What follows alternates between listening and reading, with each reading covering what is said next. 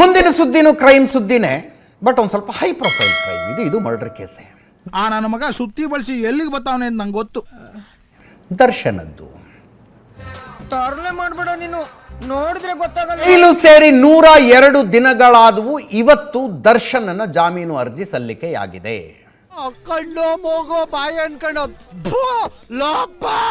ಆರೋಪಿ ನಮ್ಮ ಕ್ಲೈಂಟಿಗೆ ಬೇಲ್ ಕೊಡಿ ಅಂತ ದರ್ಶನ್ ಪರ ವಕೀಲರು ಅರ್ಜಿ ಸಲ್ಲಿಸಿದಾಗ ಹಿಂಗೆ ಮತ್ತು ಬೇಲ್ ಅಪ್ಲಿಕೇಶನ್ ಬಂದಿದೆ, ನಿಮ್ದು ಏನಾದ್ರು ಅಬ್ಜೆಕ್ಷನ್ ಇದೆಯಾ ಅಂತ. ನಿನ್ನ ಮಾತು ಕೇಳ್ತಾ ಇದ್ರೆ ಕುಡಿದಿರ ಕಿಕ್ಕೆಲ್ಲ ಇಳ್ತೋಗ್ತಾ ಇದೆಯಲ್ಲ. ಸೋಮವಾರ ಅದರ ಮುಂದುವರೆದ ವಿಚಾರಣೆ ನಡೆಯುತ್ತೆ ಜೈಲು ಅರ್ಜಿಯ ಮೇಲೆ,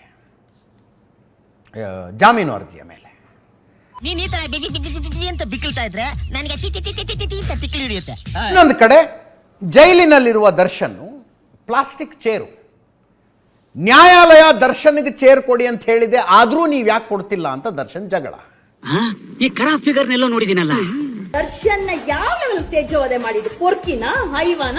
ಈಗ ಯಾವನ್ ಬೀದಿ ಬಿಕಾರಿಯಾಗಿ ಬೀದಿದಲ್ಲಿ ಕುಡ್ಕೊಂಡು ಅಲಿತಾರ ಕುಡುಕ್ ನನ್ ಮಗ ಇವನು. ಯಾವ್ದಕ್ಕೂ ಮೇನ್ ಡೋರ್ ಓಪನ್ ಮಾಡಿ ನೋಡ್ಬೇಡ. ಇನ್ನೊಂದು ಕಡೆ ಜೈಲಿನಲ್ಲಿರುವ ದರ್ಶನ್ ಪ್ಲಾಸ್ಟಿಕ್ ಚೇರು, ನ್ಯಾಯಾಲಯ ದರ್ಶನ್ಗೆ ಚೇರ್ ಕೊಡಿ ಅಂತ ಹೇಳಿದೆ, ಆದ್ರೂ ನೀವ್ ಯಾಕೆ ಕೊಡ್ತಿಲ್ಲ ಅಂತ ದರ್ಶನ್ ಜಗಳ. ಒಂದು ಖುಷಿ ಪಡ್ತೀನಿ ನಾನು ಆಕ್ಚುಲಿ. ಇದು ಎಲ್ಲ ಟಾರ್ಗೆಟ್ ಅಂತಿದಾರಲ್ಲ, ಯಾರು ಮನಗ್ತಾ ಇದಾರೆ ನೆಮ್ಮದಿಯಾಗಿ, ಅವ್ರು ನಿದ್ದೆ ಕೆಡ್ಸಿದ್ದೇನೆ ಅಂತ ಒಂದೇ ನನ್ನ ಅಭ್ಯಾಸ. ಐ ಫೀಲ್ ಪ್ರೌಡ್ ಫಾರ್ ಅವರ ಬಲಗಳನ್ನು ಗಮನಿಸಬೇಕು, ಕಾದು ಬಲವಾಗಿ ಹೊಡೆಯಬೇಕು. ದರ್ಶನ್ ಪರ ವಕೀಲರು ಇವತ್ತು ನ್ಯಾಯಾಲಯದಲ್ಲಿ ಮತ್ತೆ ಮನವಿ ಮಾಡಿಕೊಂಡ್ರು, ಮೂಲಭೂತ ಸೌಕರ್ಯ ಕೊಡಿ ಅಂತ ಕೇಳ್ತಾ ಇದ್ದೀವಿ ನಾವು ಅಂತ. ಕೋರ್ಟ್ ಹೇಳಿದೆ, ಆದರೂ ಕೂಡ ಚೇರ್ ಕೊಡ್ತಾ ಇಲ್ಲ ಅಂತ. ಬೇಕಾಗಿರೋದು ಏನ್ರಿ? 500 ರೂಪಾಯಿ ಬೆಲೆಯ ಒಂದು ಪ್ಲಾಸ್ಟಿಕ್ ಚೇರು.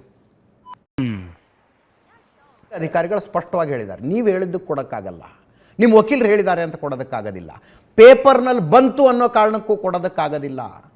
ಕೋರ್ಟಿನ ಅಧಿಕೃತ ಆದೇಶದ ಪ್ರತಿ ನಮಗೆ ಜೈಲಿಗೆ ಬರಬೇಕು. ಕೋರ್ಟ್ ಹೇಳ್ಬೇಕು ನಮಗೆ. ದರ್ಶನ್ಗೆ ಚೇರ್ ಕೊಡಿ ಅಂದರೂ ಕೊಡ್ತೀವಿ, ಮಂಚ ಕೊಡು ಅಂದರೂ ಕೊಡ್ತೀವಿ, ಅಥವಾ ಆತನ ರೂಮಿಗೆ AC ಹಾಕಿಸ್ಕೊಡಿ ಅಂತ ಕೋರ್ಟ್ ಹೇಳಿದ್ರು ಕೊಡ್ತೀವಿ.